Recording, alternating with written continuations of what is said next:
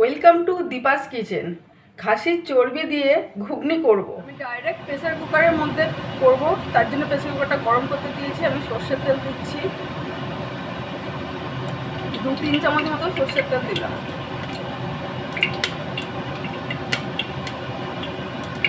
তেজপাতা ফোড়ন দিচ্ছি দুটো,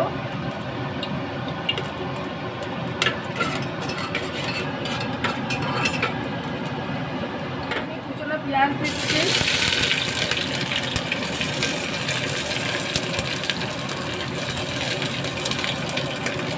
পেঁয়াজটা ভালো করে ভেজে নেব।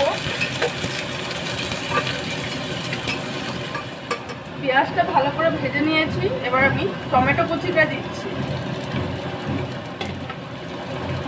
আদা রসুন বাটা বড় চামচের 1 চামচ দিয়ে দিলাম,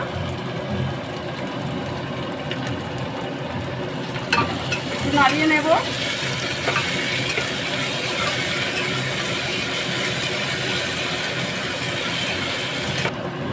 এবার আমি একে একে সব মশলাগুলো দিয়ে দেবো। প্রথমে হলুদ গুঁড়ো দিচ্ছি 1 চামচ,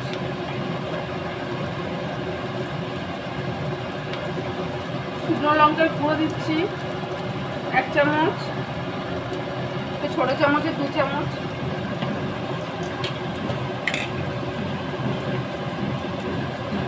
কাশ্মীরি লাল লঙ্কার গুঁড়ো দিচ্ছি 1/2 চামচ, স্বাদ মতো নুন দিচ্ছি,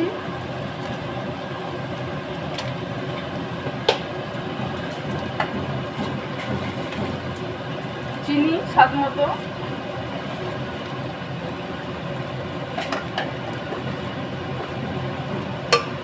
সমস্ত মশলার সাথে আমি কষিয়ে নিচ্ছি।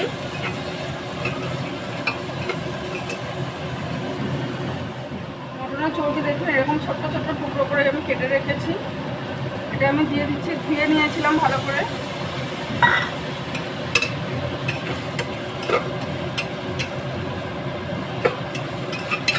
ভালো করে একটু কষিয়ে নেব।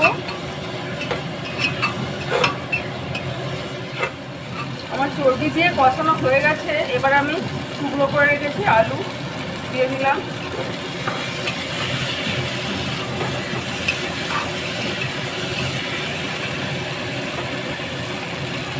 মটর, কাঁচা মটর ভেজানো, এটাও আমি দিয়ে দিচ্ছি।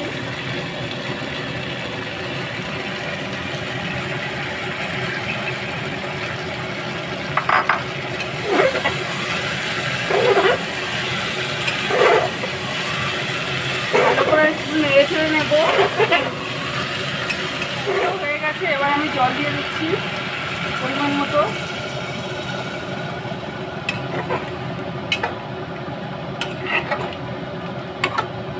প্রায় 1 গ্লাস মতো জল দিলাম।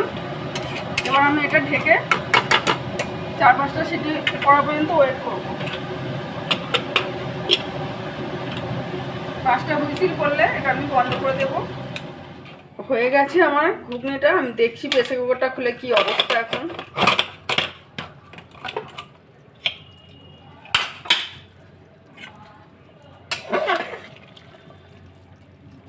একদম পারফেক্ট রেডি। এবার আমি একটু গরম মশলা দেব। এবার 1/2 চামচ আমি গরম মশলা দিচ্ছি। এবার আমি এটা সার্ভ করব। খাসির চর্বি দিয়ে ঘুগনি আমার রেডি। দেখুন অপূর্ব স্বাদের ঘুগনি। আপনারা বাড়িতে করবেন। যদি ভালো লাগে তাহলে আমার ভিডিওটি লাইক করবেন আর চ্যানেলটি সাবস্ক্রাইব করবেন।